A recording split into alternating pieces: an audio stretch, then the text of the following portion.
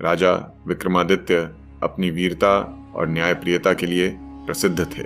वह हर रात श्मशान घाट जाकर बेताल को पकड़ने का प्रयास करते थे, लेकिन हर बार बेताल उन्हें एक कहानी सुनाकर एक प्रश्न पूछता और उत्तर मिलते ही उड़ जाता। उस रात बेताल ने एक अनोखी कहानी सुनाई। कहानी शुरू होती है। कांचीपुर के राजा चंद्रसेन की रानी माधवी अपनी बुद्धिमत्ता और सुंदरता के लिए प्रसिद्ध थी, परंतु एक दिन रानी अचानक महल से गायब हो गई। राजा ने अपनी पूरी सेना लगा दी, पर कोई सुराग नहीं मिला। राजा अत्यंत दुखी था, परंतु एक दिन महल में एक रहस्यमयी संत आया और बोला, राजन, तुम्हारी रानी जीवित है, पर वह एक ऐसी शर्त में बंधी है जिससे मुक्त करना आसान नहीं। राजा चौंका और पूछा, कैसी शर्त? संत ने कहा, तुम्हें 3 कठिन प्रश्नों के उत्तर देने होंगे। यदि सही उत्तर मिले तो रानी तुम्हें मिल जाएगी, नहीं तो तुम भी हमेशा के लिए खो जाओगे। राजा ने हिम्मत दिखाई और संत के साथ एक अंधेरी गुफा में पहुंचा। वहां रानी माधवी एक चमकती हुई कांच की दीवार के पीछे कैद थी। दीवार के पास एक रहस्यमयी छाया खड़ी थी, जिसने 3 प्रश्न पूछे। 1. राजा, बताओ, ऐसी कौन सी चीज है जो जितनी बांटो उतनी बढ़ती जाती है? 2.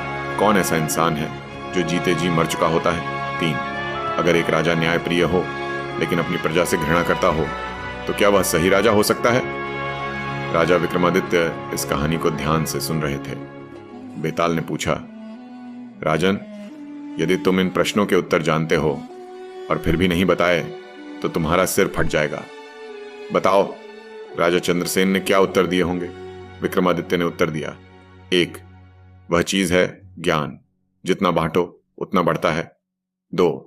जो लालच और स्वार्थ में अंधा हो वह जीते जी मृतक समान होता है। 3.